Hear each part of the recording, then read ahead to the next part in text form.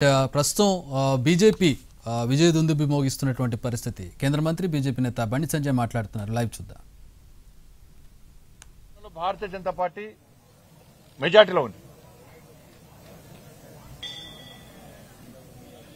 కాబట్టి మహారాష్ట్రలో కాంగ్రెస్ పార్టీ కూటమి ఐఎన్డీఏ కూటమి ఎన్ని అబద్ద ప్రచారాలు చేసినప్పుడు కూడా ఇవాళ ప్రజలు వాటిని నమ్మలేదు. నరేంద్ర మోడీ గారి నాయకత్వం మీరు నరేంద్ర మోడీ గారి యొక్క అభివృద్ది మంత్రమాట పనిచేసింది. వారి విశ్వాసాన్ని నమ్మకం ప్రజలు రెండవసారి ఇవాళ ఎన్డీఏ కూటమికి అధికారాన్ని అప్పయ్యారు. ఒకసారి ప్రభుత్వంలోకి వచ్చినాక నెక్స్ట్ టైం మెజార్టీ తగ్గుతుంది, కానీ ఈసారి మెజార్టీ విపరీతంగా పెరిగింది సార్.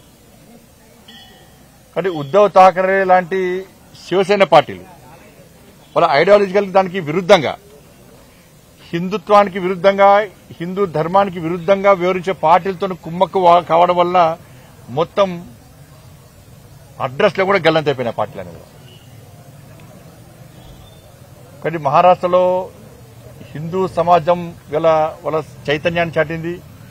ఎంఐఎం పార్టీతో కాంగ్రెస్ పార్టీ కుమ్మక్కై ఓట్లను చీల్చే ప్రయత్నం చేశారు, అనేక రకాల కుట్రలు చేశారు. కానీ అక్కడ ధర్మం గెలిచింది. ప్రజలు చీలిపోద్దని చెప్పి బటేంగేతో కటేంగే అని చెప్పి ఒక సందేశం అది ప్రజలకు వెళ్ళింది. ప్రజలు వాళ్ళ ఐక్యతను ప్రదర్శించారు. మహారాష్ట్ర ప్రజల ఐక్యతనే ఇలా ఎన్డీఏ కూటమికి విజయానికి నాంది. ఇవాళ ఇలా సమాజం ఐక్యంగా ఉంటే ఏ విధంగా ఫలితాలు వస్తాయో ఇలా మహారాష్ట్ర ఫలితాలు స్పష్టం చేసినాయి. కాంగ్రెస్ పార్టీ విపరీతంగా తెలంగాణ నుంచి డబ్బులు మొత్తం కాంగ్రెస్ పార్టీకి పోయినాయి. మహారాష్ట్రలో ఖర్చు పెట్టిన డబ్బంతా ఇటు తెలంగాణ నుంచి అటు కర్ణాటక నుంచి సంచులు పోయినాయి. వేల కోట్ల రూపాయలు పోయినాయి. అక్కడ డబ్బులు విపరీతం ఖర్చు పెట్టారు. డబ్బుల ద్వారా అబద్దాల ద్వారా గెలుద్దాం ప్రయత్నం చేశారు. అవి పనిచేయలే. మహారాష్ట్రలో కాంగ్రెస్ కూటమికి ఓటమికి కారణం కాంగ్రెస్ తెలంగాణ కర్ణాటక రాష్ట్రాల ప్రభుత్వాల యొక్క వైఫల్యాలే. అట ఆ కూటమికి వైఫల్యానికి ఓడిపోవడానికి కారణం. ఎందుకంటే హిమాచల్ ఎన్నికల పేరు చెప్పి కర్ణాటకలో గెలిచారు, కర్ణాటక ఎన్నికల ఫలితాలు చూపెట్టి తెలంగాణలో గెలిచారు. ఈ మూడు రాష్ట్రాల ఫలితాలను పెట్టించి ముగ్గురు ముఖ్యమంత్రులు తీసుకుపోయారు. ఇక చూడు, ఇక నన్ను చూడు, అందరూ చూడు, మొత్తం మహారాష్ట్ర మొత్తం తెలంగాణ రాష్ట్ర ముఖ్యమంత్రి రేవంత్ రెడ్డి గారు అయితే ఒక 10 సార్లు వేయండి కావచ్చు. ఆయన వేయిన సీట్లు మొత్తం ఓడిపోయినాయి. కర్ణాటక ముఖ్యమంత్రి వేయండు, తెలంగాణ ముఖ్యమంత్రి వేయండు, హిమాచల్ ముఖ్యమంత్రి వేయండు. వీళ్ళతో విపరీతంగా ప్రచారం చేశారు. మేము ఇన్న హామీలు ఇచ్చినాం, ఈ గ్యారెంటీ ఇచ్చినాం, 10 గ్యారెంటీలు అక్కడ, 5 న్యాయం చెప్పి కర్ణాటకలో, 6 గ్యారెంటీలు అని చెప్పి తెలంగాణలో మేము అమలు చేస్తామంటే ప్రజలు ఇక్కడ ఏ విధంగా ధోకా చేసింది కాంగ్రెస్ పార్టీ, ఏ విధంగా నమ్మక ద్రోహం చేసింది ఈ 3 రాష్ట్రాల్లో, ఏ విధంగా ప్రజలను వంచింది, ఎన్నికల ముందు హామీలు ఇచ్చి ఏ విధంగా మోసం చేసింది, తిరిగి మహారాష్ట్రలో ఏ విధంగా తప్పుడు ప్రచారం చేస్తుందో ప్రజలు విశ్వసించరు, ఆ నమ్మిరు, వాళ్ళ అన్ని వాస్తవ విషయాలు గ్రహించారు. కాబట్టి వాళ్ళ కాంగ్రెస్ పార్టీ ఓటమికి కారణం తెలంగాణలో కాంగ్రెస్ ప్రభుత్వం, కర్ణాటకలో కాంగ్రెస్ ప్రభుత్వం, హిమాచల్లో కాంగ్రెస్ ప్రభుత్వం యొక్క వైఫల్యాలు, ఇచ్చిన హామీలు నెరవేర్చకుండా ఉల్టా తప్పుడు ప్రచారం చేయడం వల్లనే ఇలా మహారాష్ట్రలో కాంగ్రెస్ కూటమి ఓటమి చెందింది. నరేంద్ర మోడీ గారు ఈ దేశాన్ని అభివృద్ధి చేస్తున్న తీరు, గతంలో మహారాష్ట్రను అభివృద్ధి చేసిన తీరు, మహారాష్ట్రలో నరేంద్ర మోడీ ప్రభుత్వం సంక్షేమ ఫలాలు అందించిన తీరు, మోడీ గారి నాయకత్వం ప్రత్యేక విశ్వాసం నమ్మకం, మోడీ గారి యొక్క అభివృద్ది మంత్రం ని ప్రజలు నమ్మిరు కాబట్టి ఈ ఫలితాలు వచ్చినాయి. నిజంగా మహారాష్ట్ర ప్రజలకందరూ కూడా హైట్స్ ఆఫ్. తెలంగాణ రాష్ట్రం నుంచి కూడా అనేక మంది నాయకులు, కార్యకర్తలు చాలా మంది ఇవాళ మహారాష్ట్రలో ప్రచారం వేరు. కాంగ్రెస్ పార్టీ కర్ణాటక ఎమ్మెల్యేలు, ఇక్కడ ఎమ్మెల్యేలు బూత్కొక్కన్నారు, కానీ ఎమ్మెల్యేల ప్రచారం పనిచేయలే. ఇలా బీజేపీ కార్యకర్తల ముందు బీజేపీ కార్యకర్తలు ప్రతి ఇంటికి అభివృద్ది గురించి చెప్పారు, మోడీ గారి నాయకత్వం గురించి చెప్పారు, ప్రజల ఓటు రిక్వెస్ట్ చేశారు. కానీ కాంగ్రెస్ పార్టీ అబద్దాలు ప్రచారం చేసింది కాబట్టి వాళ్ళకు వాళ్ళ అడ్రస్ గల్లంతైంది. కాబట్టి Congress party iron leg party. ఇక పార్టీతో ఎవ్వరుండరు. ఇక ఐఎన్డీఏ చీలిపోవడం ఖాయం, ఐఎన్డీఏ కూలిపోవడం ఖాయం. దాన్ని ఎవరు పట్టించుకోరు. ఐరన్ లెగ్ పార్టీతో ఉండేటువంటి ప్రయత్నం ఎవరు చేయరు. కానీ తెలంగాణ ప్రభుత్వం కూడా ఇదే గతి పట్టబోతున్నది. తెలంగాణ రాష్ట్ర ప్రభుత్వాన్ని కూడా కాంగ్రెస్ పార్టీ ప్రభుత్వానికి ఇదే గతి పట్టబోతున్నది. మీరు హామీలు ఇచ్చి ఇలా ఏ ఒక్క హామీని నెరవేర్చే ప్రయత్నం చేయలే. ఇలా ఉల్టా రాష్ట్ర ముఖ్యమంత్రి తెలంగాణ నిష్పెట్టుగా అక్కడ ప్రచారం చేశారు. కాంగ్రెస్ పార్టీ మంత్రులు ప్రచారం చేశారు.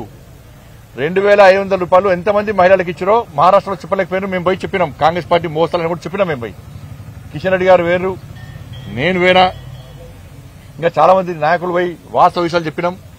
తెలుగు వాళ్ళందరినీ కలిసాం. తెలుగు వాళ్ళందరికీ కూడా విషయాలు చెప్పినాం. వాళ్ళు వాస్తవ విషయాలు గ్రహించారు. కాబట్టి కాంగ్రెస్ పార్టీ తెలంగాణ రాష్ట్ర ప్రభుత్వం, తెలంగాణ రాష్ట్రంలో కాంగ్రెస్ పార్టీ ప్రభుత్వం మీరు ఇచ్చిన హామీలు నెరవేర్చారా? లేకుంటే మహారాష్ట్ర ప్రజలు ఏ విధంగా తిరగబడుతున్నారో తెలంగాణ రాష్ట్రంలో కూడా ఈ తెలంగాణలోని కాంగ్రెస్ పార్టీ ప్రభుత్వం మీద తిరగబడే రోజులు అతి తక్కువ సమయంలో రాబోతున్నాయి.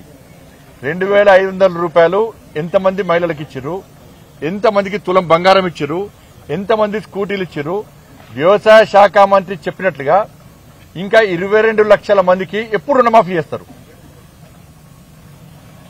రైతు భరోసా ఎప్పుడు ఇస్తారు? రైతు కూలీలకు 12,000 రూపాయలు ఎప్పుడు ఇస్తారు? 500 రూపాయల బోనస్ ఇంకా ఎప్పుడు అకౌంట్లో వేస్తారు? కొనుగోలు విషయంలో రైతులను వంచినందుకు క్షమాపణలు ఎప్పుడు చెప్తారు? 2 లక్షల ఉద్యోగాలను వెంటనే భర్తీ చేస్తున్నారు, ఎప్పుడు భర్తీ చేస్తారు? ఇచ్చింది 30,000 ఉద్యోగాలు నోటిఫికేషన్ అయితే 50,000 ఉద్యోగాలు ఇస్తామని చెప్తున్నారు. మహారాష్ట్రలో చెప్పారు. ఇక్కడ తెలంగాణ పైసలు మొత్తం తీసుకుపోయి మహారాష్ట్రలో యాడ్స్ ఇచ్చారు. తెలంగాణ రాష్ట్ర ముఖ్యమంత్రి తెలంగాణ పైసలు ఇక్కడ హామీలు నెరవేర్చడానికి పైసలు లేవంటారు, బోనస్ చేయడానికి పైసలు లేవంటారు, ఉద్యోగాలకు పైసలు లేవంటారు, నష్టపోయిన రైతులకు ఇవ్వడానికి పైసలు లేవంటారు, 2,500 మహిళలకు ఇవ్వడానికి పైసలు లేవంటారు, 400 రూపాయలు 4,000 రూపాయలు ఆసరా పెన్షన్ చేయడానికి పైసలు లేవంటారు, ఉద్యోగస్తుల 5 డిఎల్ చేయడానికి పెన్షన్ పైసలు లేవంటారు. కానీ ఇక్కడ కోట్ల రూపాయలు తీసుకుపోయి మహారాష్ట్రలో యాడ్ ఇచ్చారు. అన్ని అబద్దాలు యాడ్స్ ఇచ్చారు. ఏమైనా యాడ్స్ ఇవ్వాలా? ఏం పనిచేసిన యాడ్స్ అన్ని తప్పుడు ప్రచారాలే. కాబట్టి ఈ గ్యారెంటీలను ఇచ్చిన 6 గ్యారెంటీలను అమలు చేస్తారా, చేయరా? చేయకుంటే ప్రజల తిరుగుబాటుకు ప్రభుత్వం సిద్ధంగా ఉండాలని చెప్పి మేము హెచ్చరిస్తున్నాం. సంజయ్ రౌత్ శివసేన రాజ్యసభ సభ్యుడు బీజేపీ ప్రభుత్వము ఈవీఎంలను ట్యాంపరింగ్ చేసింది కాబట్టి కామన్ అయిపోయిన సేకరణ ప్రతిసారి అదే అంటారు. మరి జార్ఖండ్ వాళ్ళు గెలిచే అవకాశం లేదు. ఈవెంట్ ట్యాబ్ ఇచ్చారా? ఏకనాథ్ షిండే మీద ఇప్పుడు తెలంగాణలో గెలిచారు. తెలంగాణ వాళ్ళ ప్రభుత్వం వచ్చింది కదా, కర్ణాటకలో ప్రభుత్వం వచ్చింది కదా, హిమాచల్లో ప్రభుత్వాలనే కదా. అంటే వాళ్ళ ప్రభుత్వాలు లేని కాడ ఎట్లా గెలిచారు వాళ్ళు? మరి ఈవీఎంలు ట్యాంపరింగ్ చేస్తే పోయినసారి కంటే మాకు దేశంలో మెజార్టీ ఎందుకు తగ్గించుకుంటాం? మేము మొత్తం మాకేస్తాయి కదా. వారు 1 సైడ్ మేము వేసుకుంటాం కదా. కాబట్టి ఆ ప్రచారాల వల్ల నంబరు అన్ని ప్రచారాలు చేస్తేనే లాస్ట్ అయిపోతుంది. దాంతో పక్కా ప్రభావం చూపిస్తాయి. ఇక్కడ ప్రజలు ఆలోచిస్తున్నారు. వాళ్ళ మహారాష్ట్రలో ప్రజలు తిరగబడ్డారు. ప్రజలు ఓటని 5 ద్వారా గుణపాఠం చెప్పారు. ఈ ప్రభుత్వం తప్పు ప్రచారం చేసింది, నమ్మించి మోసం చేసే ప్రయత్నం చేసింది. ఈ ప్రభుత్వాన్ని ఇట్లా చూడటుంటే మా కొంపలు ముంచుతుంది కాంగ్రెస్ పార్టీ ప్రభుత్వం. కాబట్టి పక్కా ఇక్కడ ప్రజలు చైతన్యం అవుతారు. అలా భారతీయ జనతా పార్టీ నేతృత్వంలో మేము యుద్ధం ప్రారంభించబోతున్నాం. తప్పకుండా ఈ ప్రభుత్వం గుణపాఠం చెప్తున్నాం. అది మా చైతన్యం ఉంటుంది. కాంగ్రెస్ పార్టీ వాళ్ళకు ఇంకోళ్ళు కూల్చే అవకాశం వాళ్ళు ఇయ్యరు. వాళ్ళే ఇప్పుడు ఈ ఫలితాల తర్వాత కాంగ్రెస్ పార్టీలో లుక్కలు పక్క చాడది. ఎందుకంటే కాంగ్రెస్ పార్టీ ఎమ్మెల్యేలు, మంత్రులు తెలంగాణ రాష్ట్రంలో తిరగలేని పరిస్థితిలో ఉన్నారు. వాళ్ళ మహారాష్ట్ర ఎన్నికల తర్వాత, ఫలితాల తర్వాత ఇంకా తిరగలేని స్థితిలో ఇలా కాంగ్రెస్ పార్టీ నాయకులు ఉంటారు. వీళ్ళు ఎన్ని ఊకదప్పుడు ఉపన్యాసాలు ఇచ్చినా కూడా వీళ్ళ ప్రజలు పట్టించుకోరు. ప్రజలు ప్రశ్నించే స్థాయికి వచ్చారు. ఇప్పుడు ప్రజలు ప్రశ్నించే స్థాయికి వచ్చారు. ప్రజలు నిలదీసే స్థాయికి తెలంగాణ రాష్ట్రంలో వచ్చారు, వస్తారు కూడా. లుకలు స్టార్ట్ అయితే గ్యారంటీ. మహారాష్ట్ర ఫలితాల తర్వాత ఇక ఏం చేస్తారు? ఇక ప్రజలు తిరగలేని పరిస్థితిలో ఆది నాయకత్వం మీద వాళ్ళు ఒత్తిడి తీసుకొస్తారు, ప్రశ్నిస్తారు. కాబట్టి దాన్ని ఏదైనా జరగచ్చు. మేము కూలాలని మేము అనుకుంటలేం. ప్రజల చేత ఎన్నుకోబడ్డ ప్రభుత్వం ప్రజల నిర్ణయం ప్రకారం 5 సంవత్సరాలు ప్రజాస్వామ్య దేశంలో ప్రజాస్వామ్యయుతంగా పాలించాలని చెప్పి మేము కోరుకుంటాం. వాళ్ళ ఇష్టం అది. కాంగ్రెస్ మంత్రుల్లో ప్రభుత్వం పైన అసమ్మతి ఉంది, పక్కా ఉంది.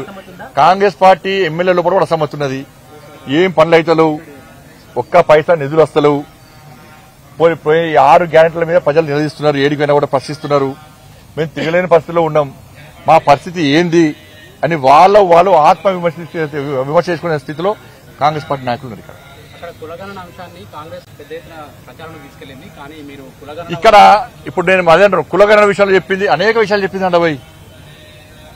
కాబట్టి ఇక్కడ కులగణన విషయంలో ప్రజలకు విశ్వాసం లేదు. కాంగ్రెస్ పార్టీ చేసే కులగణన విషయంలో ప్రజలకు విశ్వాసం లేదు.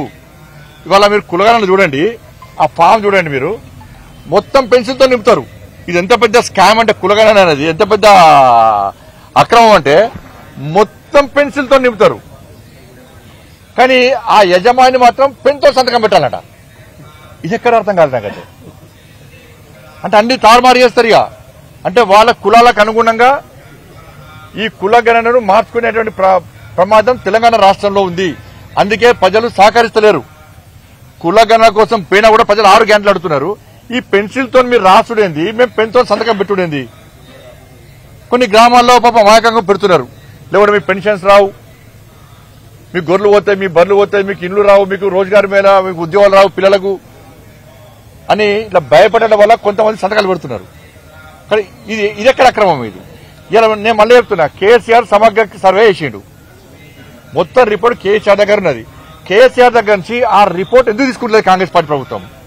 ఇందులో ఒకటి కేసీఆర్ అంటే వేసుకున్న పొట్టు సమగ్ర సర్వే పేరు మీద పైసలు చంపాను నేను. కాబట్టి మీకు కూడా ఈ అవకాశం, మీరు కూడా కులగణన పేరు మీద పొట్టు పైసలు చంపుకోవచ్చు, ఆ ఖర్చు మీరు జేబులు నింపుకోవచ్చు అని చెప్పి కేసీఆర్ సలహా మేరకే ఇది చేస్తున్నారు వీళ్ళు. ఇప్పుడు కేసీఆర్ సమగ్ర సర్వే ₹1,00,00,000 1,000 కోట్ల రూపాయలు ఖర్చు పెట్టిండు.